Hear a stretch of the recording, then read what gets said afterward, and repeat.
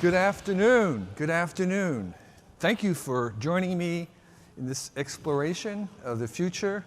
I appreciate taking time out from your very, very busy schedules and the many opportunities that you have to hear about what I've been thinking about. The second one is coming from the gaming community. Most of your computers do things very fast. It may look like they're doing more than one thing at once, but usually they're actually doing things so quickly in a row, in a row, in a row, in a linear fashion, that it looks as if they're multitasking, but in fact, most of the architecture is doing one thing after another very fast. Computer gaming and the video required processing in parallel.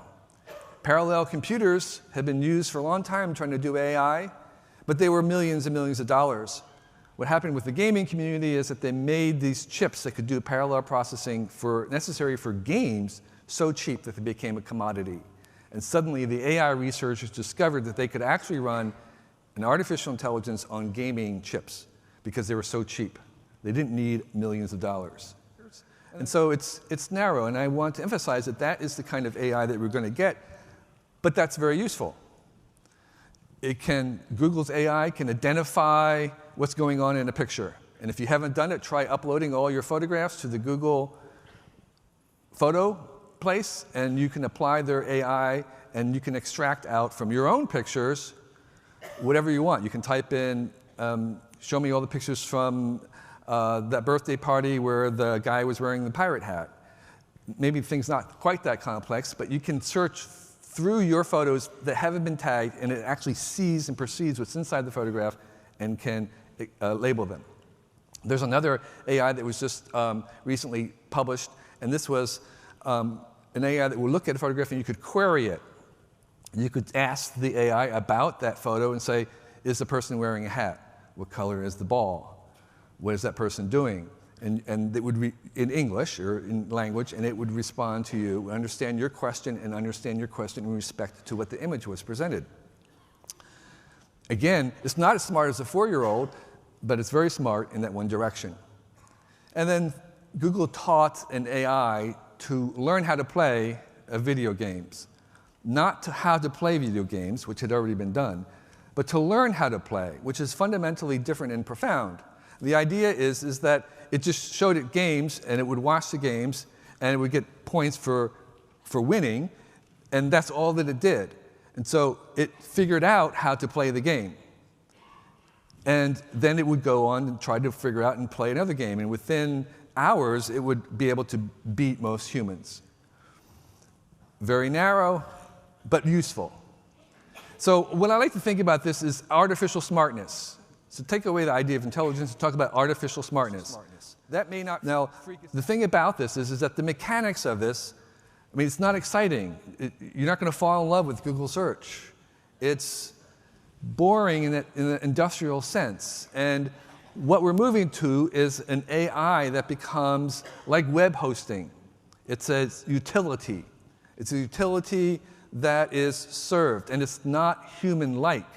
So the advantage of the AI that's being built into like the self-driving cars, their virtue is that they are not like human intelligence. They aren't distracted. They aren't thinking about whether they should have gone to med school. They aren't having an argument with the guy in the garage. They are driving, and that's their virtue. In fact, I think eventually we will sell AIs as being free of consciousness because they aren't being distracted. We want them to be very mechanical, but very, very smart, and that's in that way. Electricity flowed from the grid, from a source. It was a utility, a commodity. That's going to happen with AI very soon. You won't have to make your AI. You will purchase it, as much IQ as you want, and it will flow in the same direction that electricity flows from the grid into wherever you want it. And so it becomes something like a commodity. And I would suggest then that the formula for the next 10,000 startups could be take X, add AI.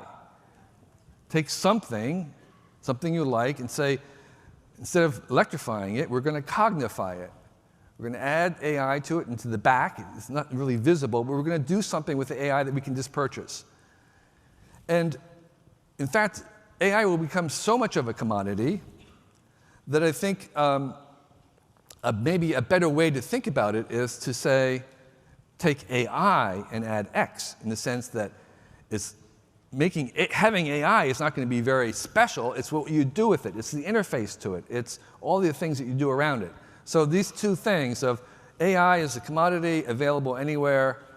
What's the unique interface to it, or what can you do, what can you add it to that it hasn't been added to before in a way that hasn't been added before? And the other thing about AI is that AI also accelerates its own improvement, in the sense of the more AI there is, there will be actually used in developing new AI. So there's also the network effects going on in there. So this is why this is going to move very fast.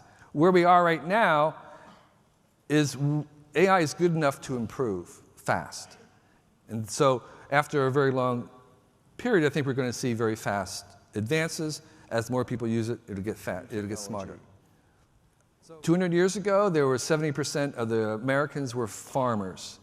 And if you had come to them and said, you know, your grandchildren, there'll only be 1% of, even 150 years ago, even 100 years ago, there'd only be 1% of the people in this country would be farming. They would ask you, well, what could we possibly do if we weren't farming? And you would say, well, you could be a ballerina, mathematicians, web designers, tax accountants. There'd be all these things that would make no sense to them at all, because most of those, or many of those new jobs were created by the new technologies that we made. And the jobs that we're headed to are also going to be created by the fact that we have robots and AIs to help us make these new jobs, to invent the new technologies, to work with them. And I think working alongside of the robots and the AIs is going to be much more likely than being displaced by them. There's a certain, as the Go and the chess champions discovered, AI think different. And learning how to work with AIs is going to be the new skill.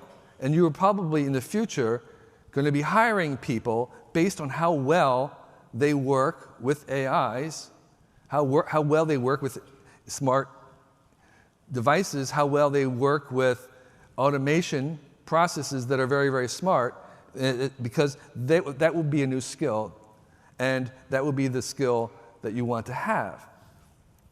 So as we move into this era where a lot of the jobs that we have are going to be replaced by automation, by AI, by robots in the general sense of the word, we want to have jobs where productivity is not important. And that turns out to be the kind of jobs that we want to do.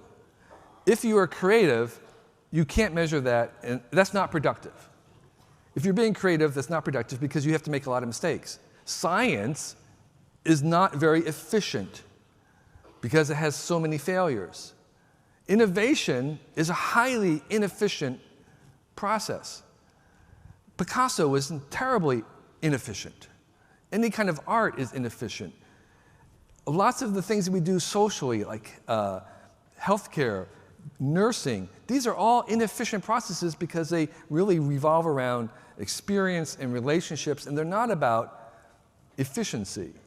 And so we let efficiency go to the robots and the automation and the AIs, and we'll take all the things that are inefficient, creative, that are based around experiences and relationships, which are inherently not efficient and not productive in that sense. And so that's, I think, where we're going to go to. And I think it's a very, very big opportunity space, huge, many, many new kinds of occupations that we'll pay for. And when we get all these other robots make things cheaper and cheaper, what we want to pay for are the experiences, are the relationships, are those things that aren't just being cranked out by robots. And so there will be an economy and an occupation for people who specialize in the inefficient, non-productive aspects of our life. So that's AI. That's why I think it's a big deal. And it's coming, and I think we should embrace it and try to work with it. The second big trend, the thing I'm most excited by, is I spent the last couple of months looking at virtual reality. But that's not how it began, because that's me on the right. In 1989, trying out virtual reality. This is going to change everything in 5 years. I was so wrong. I was so wrong. The VR that we have today is not 1,000 times better than what I saw then. It's better, definitely better. But it's 1,000,000 times cheaper, and that's the thing that happened. So let me just talk about the last of the three things I want to talk about. And that is, I think, in this inevitable movement, one of the things that's coming that I think we aren't going to be able to stop and that we have to engage with is tracking. And I'm going to suggest that anything that can be tracked will be tracked. I don't see any force at work in the world today that would suggest that in 50 years from now or 100 years from now, there would be less tracking. And there's personalized medicine is sort of the goal. There's actually a guy who's doing a startup where you make a little, he has a pill maker, and it takes whatever supplements or drugs you're taking, and it puts it into a single pill that you take, and then your quantified self measurements track what happens during the day, and it readjusts the dosages for the next day. So you have a different dosage pill based on what happened to your body the day before. So every day you have a personalized medicine. That's what tracking can do. That's the good side. Of course, we're being tracked everywhere all the time for many other reasons. As I said, even our friends are tracking us. And I would suggest that anything that can be measured will be measured. And that might suggest a kind of a future that we don't want. And I think part of the reason why it seems kind of scary right now is because they are measuring things, or they know things about me, and I don't know anything about them. And what I'm suggesting is in that kind of dystopian world of Minority Report, where Tom Cruise is kind of dashing as a renegade through the corridors, and the ads are following him. They're personalized just to him. That kind of a world, I think, is not.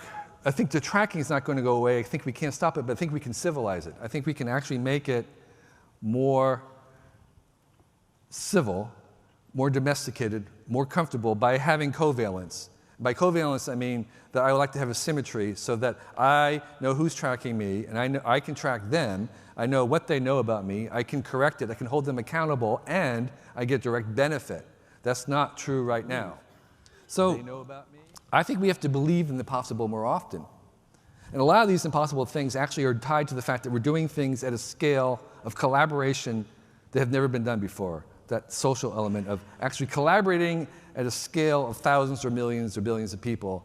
And that's where most of these impossible things come from. But nonetheless, I think we have to open our mind to believe in the impossible more often. And the second thing I would say about that is that we are just at the beginning of the beginning. In 20 years from now, we'll look back and say, you never had the internet in 2016. It didn't even exist. You thought you had it, but it hadn't even really happened yet. Most of what's happened isn't really the important thing. And again, if you were to go 20 years into the future and look back and say 2036, and if you were to travel there and look at what the most important inventions in 2036, you would realize that we haven't invented them yet. They're not the things. They're not AI. They're not VR. They're things that have not even been invented yet. And that means that you have to invent them. That means that you're not late. So thank you for your attention.